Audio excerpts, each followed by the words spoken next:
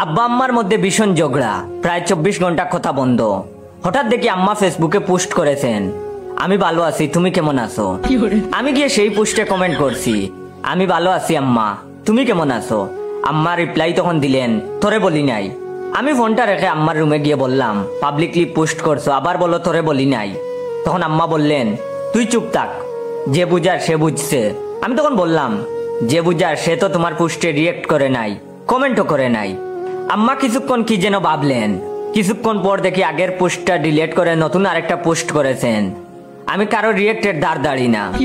তখন দেখি আব্বা গিয়ে সেখানে কমেন্ট করেছেন, আমি ভালো আছি, তুমি কেমন আছো? আম্মা আমার ছোট বোনকে মেনশন দিয়ে রিপ্লাই দিলেন, বলে দে এক পোস্টের কমেন্ট যেন আরেক পোস্টে না করেন। আমার ছোট বোন আমাকে মেনশন দিয়ে রিপ্লাই দিছে, দে আরো ফেসবুক আইডি খুলে দে। আচ্ছা ভাই আপনারাই বলেন, এখানে আমার কি?